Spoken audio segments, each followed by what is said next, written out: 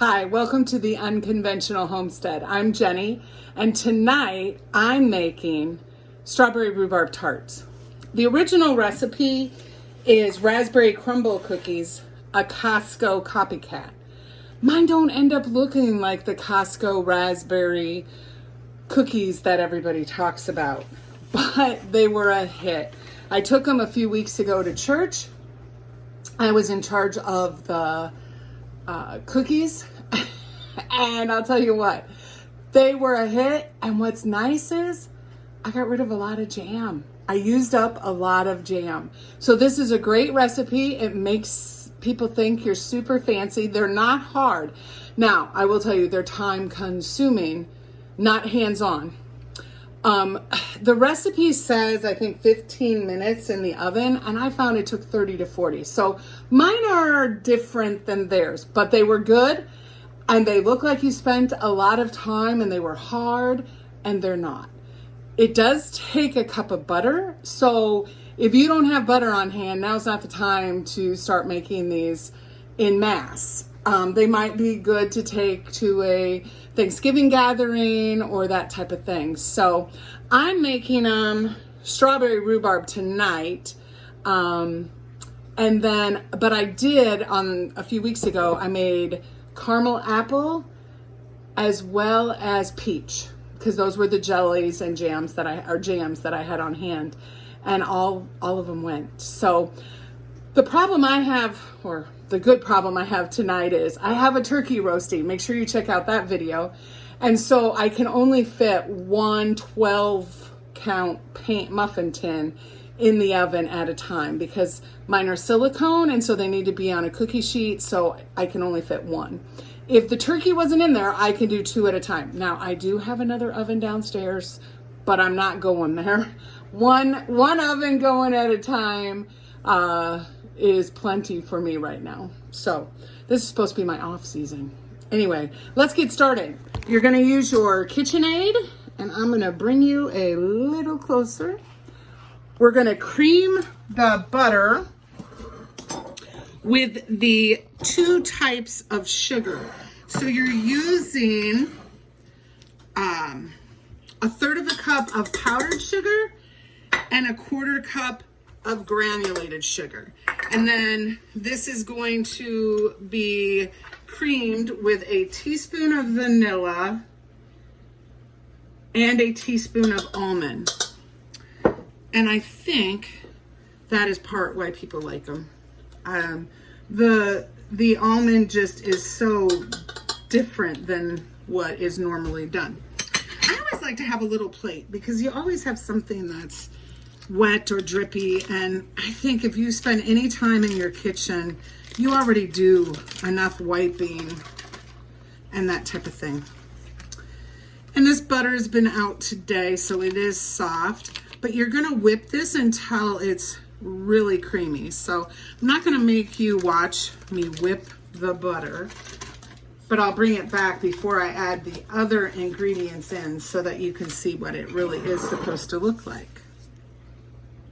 So I beat this for 2 to 3 minutes. It's light, it's very airy. I did scrape down the bowl once in between there. You add in a quarter teaspoon of salt and 2 1/4 cups of all-purpose flour. And I'll mix this together, and then we're done with this part until we're gonna form them. You want it to go really slow so that you don't get flour flying all over. Don't ask me how I know that.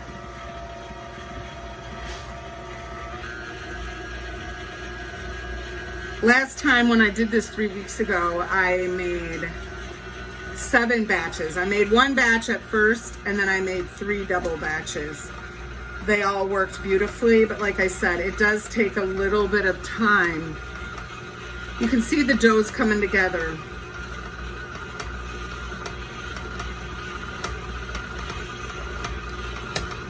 It just takes time because you cool them in the pan as well. So if I was gonna go into business doing these, which I'm not, I would definitely get more silicone muffin tins, because then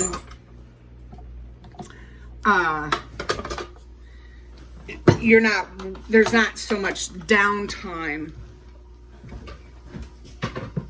Okay, and you are to save one, after I'm gonna make sure this is all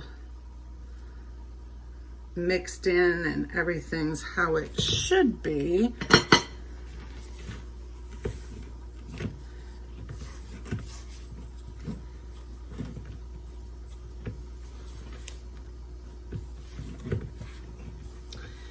You do a cup and a half saved aside for the top because you have like a crumble on top. This is my 2-cup measuring cup. I know I've shown you guys this before. I love this. But this is what I did last time is I didn't fill it quite full. And I just set it over to the side. And then I have cookie scoops. This is the one that I use for the jelly. And this is the one that I use. So this one batch makes 12 of these cookies. So I just scoop into the muffin tin.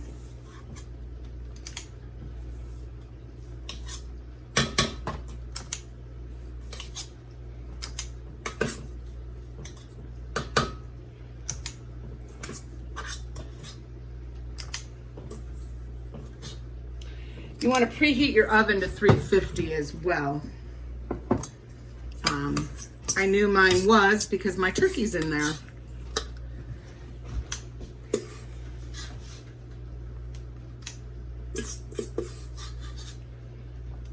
And look at, I'm going to have just a little bit extra that I will put in with the crumbs for the topping. But I know from last time there might be 1 or 2 that I need to get a little bit extra from. What I learned the last time is you definitely want to make sure that you don't skimp on the bottom. So what I'm doing is I'm coming and I'm pressing to go up the side.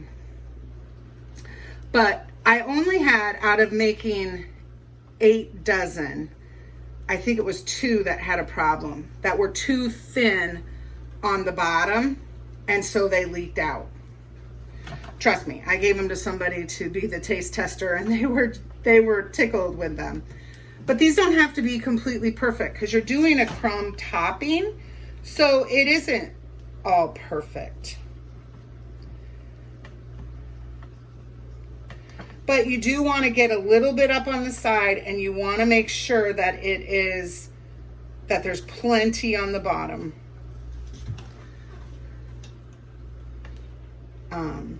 But other than that, I mean, this is a pretty forgiving recipe. It's not too sweet. Not too messy because they end up being firm like pie crust, but easier than pie crust. You don't have to worry about keeping the butter cool or anything like that.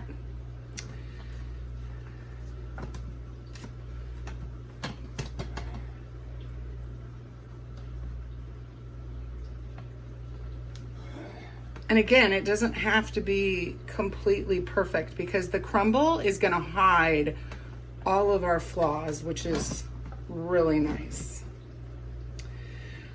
I also know that I was doing 24 at a time of each of the flavors, and it took 1.5 pints of jam. So this is just going to take 1.5 cups, but I'm going to open 1 pint.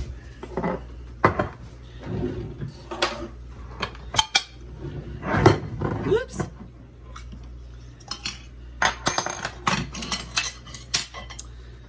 This is kind of jelly I tried jam I tried last year. And it's made with strawberry jello. So there's really no strawberry in here other than but do you see how this small scoop, and I'll link my scoops in the bottom. I love them. I even got a set for my mom now. She is, I think I've told you, she's a real baker. And she loves them, and she never had them. She didn't have a KitchenAid until a few years ago. And my sister got her one for Christmas and her birthday. My mom's birthday's in November. And I don't think my mom would ever try to bake without it now. So she thought it took up too much space on the counter, but I think she's definitely sold on it now. But this just means that I don't get too much in each one. And it was the perfect amount. I thought maybe it would be too much, but everybody liked it. So then you take your crumble and you're crumbling them on top.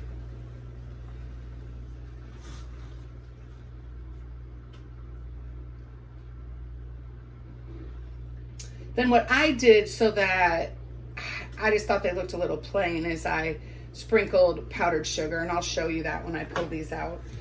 But what I did on the caramel apple, so that I could really tell a difference, is I put a pecan on there, on each of them.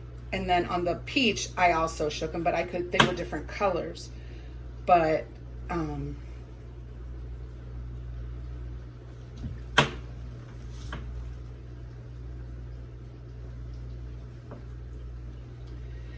so I will check these at 20 minutes and then at 30, but I did write down that it was 40 minutes last time.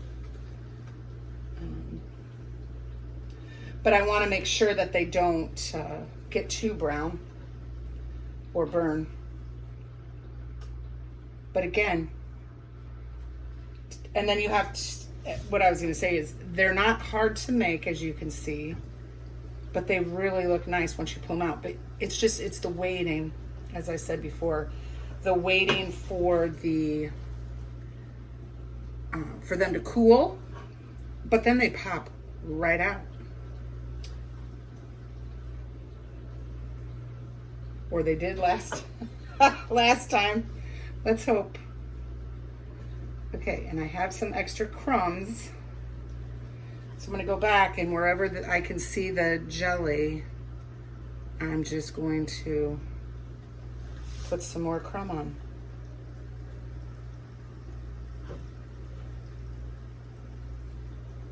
You can really smell that almond. So what I'm going to do is I'm going to pop these in the oven, and I'll bring you back when I take a look at them.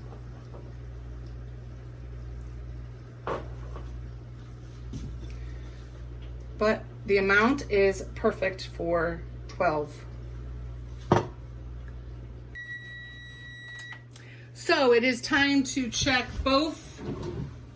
two things. I have 2 videos going. So we're going to check the tarts first. Oh, these are perfect. This is at 30 minutes. Look at how brown they are. That is perfect. Perfect, perfect, perfect. So 30 minutes, I'm going to let these cool. And I'll bring you back when I pop them out. So our tarts are cool, and you just basically want to pop them right out. I have a baking rack, but I'm setting it on the cookie sheet. I learned the last time, because I'm going to sprinkle them with powdered sugar, contain the mess is my philosophy.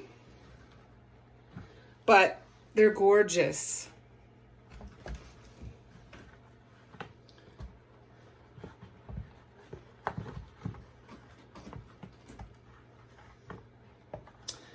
And they definitely are still going to need to cool. I'll probably leave them out all night on the cookie sheet. I'm taking them to church for a few different people.